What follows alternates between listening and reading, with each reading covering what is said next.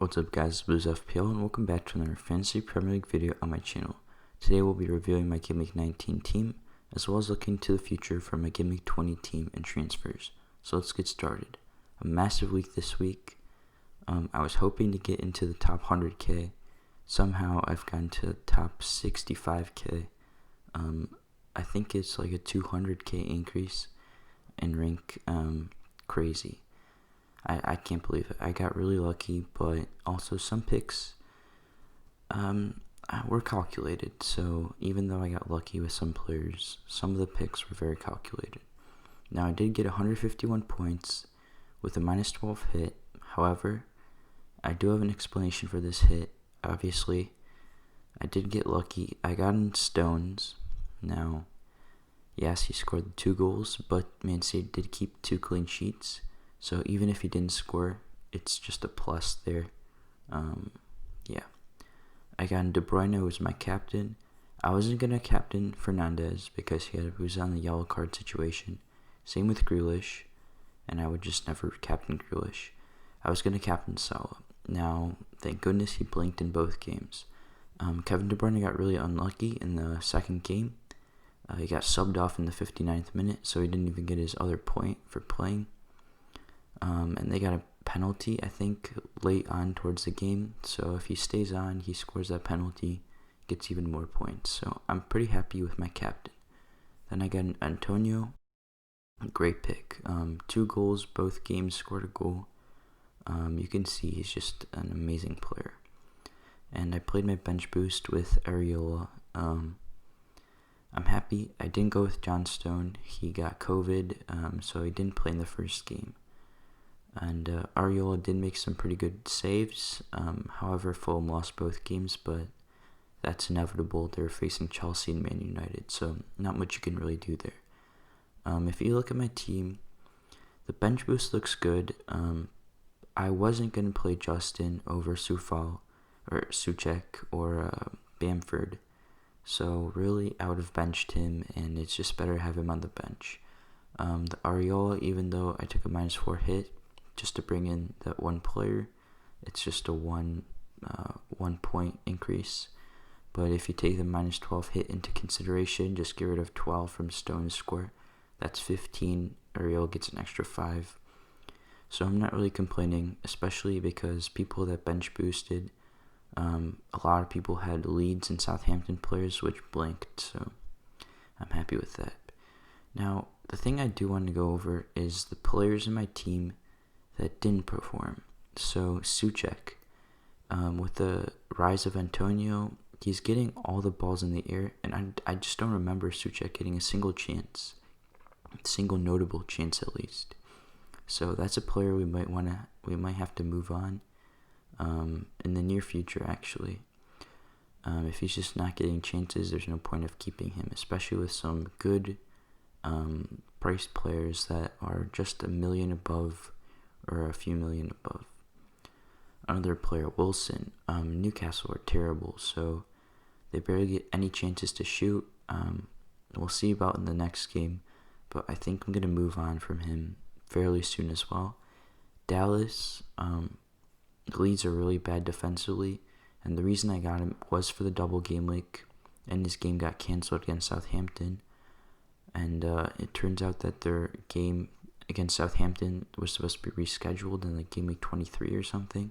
Now it can't happen since Southampton beat Arsenal in the FA Cup, so that rematch will probably be towards the end of the season, so there's really no point in having a bunch of Leeds players. Bamford blanked. It's okay, to be honest. Leeds were really bad against Brighton, and I think he'll bounce back from that. And Salah. Now, I was worried from Salah, however, in the recent FA Cup game against Man United, he did score 2 goals. So he does look like he's going to be fine. So I'm going to probably just keep him. So there's my team. Incredible score. I just have to sustain this rank, really. I'm really happy. I was in the 260s. Now I'm the 65k. Amazing. So let's go to my team for this week. And my captain is Fernandez, as expected. Yeah, there's no one else to captain. I don't really trust Salah, even though he did score those 2 goals against United. but they do play Tottenham, who just sit back. So it's probably going to be a low-scoring game there. Kevin De Bruyne is injured for 4 to 6 weeks. It might be a little bit early. He might come back a little bit early, but yeah, he's going to be sold on for a player I'm going to talk to you guys about in the transfer section. And I'm not brave enough to captain Antonio, so I think Fernandes is the easy pick this week for a lot of people. Now the difficulty I have is who to play. Souček isn't getting those heading chances, but he is playing Crystal Palace, so even if he gets one of them, Crystal Palace are terrible in the air, so he could score.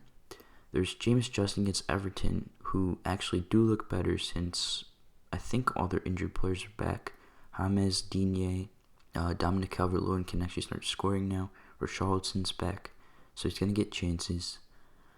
So I'm not sure about Justin. However, Leicester do look good, but Jamie Vardy's injured, so we'll see what that does to their attack.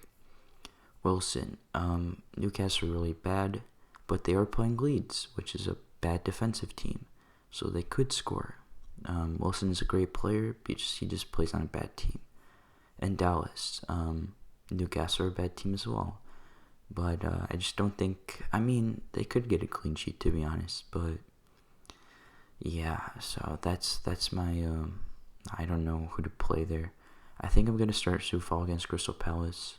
Hopefully West Ham keep another clean sheet. My goalie situation, Martinez versus Burnley. Burnley barely shoot, so I think that's an easy pick. And Brighton, you never know about them. They can score multiple goals. Their XG says that they can score multiple goals every game, but they just miss chances. So I'm probably going to start Martinez there. Alright, so let's move on to my transfers for this game week.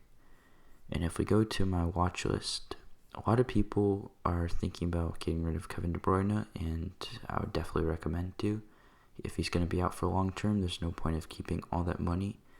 And if I sell him, I have 12.4 million, even if his price drops today, because I have a little bit invested in him. So the replacements I have are 4 midfielders.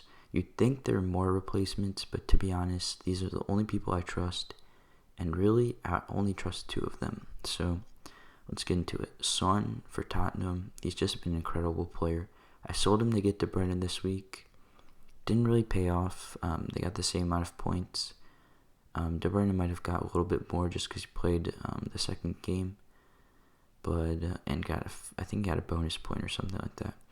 But I lost some value in Son. Son's a great attacking player.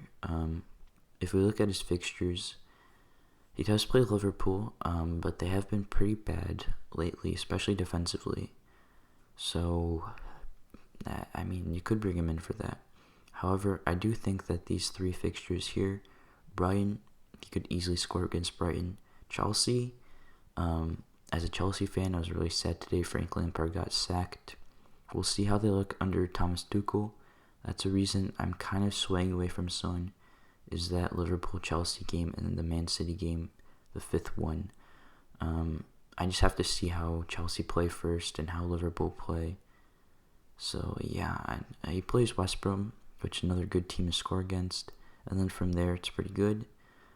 Also, he does have, I think, multiple double game weeks coming up, possible triple game week. So yeah, that's pretty good. And then the 2 Leicester midfielders, even though Jamie Vardy's injured, these still might be great picks. Now Maddison, he doesn't get many chances, but he has been scoring lately. And just my scar from Barnes early on in the season, he gets so many chances, but he misses so many of them. So Barnes is a little bit cheaper. I don't really trust Barnes, but if you don't feel the same way, I would probably go for Barnes. He gets a lot of chances, that's the thing, but he just doesn't finish them. So yeah, those are the 2 Leicester players that I'd suggest in midfield. And then Gundogan. So the reason I'm not going Sterling here is because Sterling is so inconsistent. If you want to captain him, maybe bring him in, but I think Fernandes is better captain this week, and he's way more consistent, and there's no point of wasting all that money, where you can spend it somewhere else, especially if De Bruyne is out for longer than we think he is. So I think I'm going to go with Gundogan for 5.5 million. And I might make this transfer in the next couple of minutes before or after this video ends, because he's probably going to go up. So I'll have to make that decision right after the video. That leaves me with almost 7 million, which is crazy. So the first thing I'm thinking about is upgrading either Souček, Wilson, or one of the defenders. I think I'm going to probably upgrade Wilson or Souček, and I'm going to get in Harry Kane or Son. I can definitely afford Son, and I can afford Kane as well with 2 million left in the bank. So those are my transfers. Alright guys, thank you so much for watching. If you enjoyed this video, please leave a like, subscribe, and comment down below how your double game week went and what players you're bringing in this week. See you guys in the next video.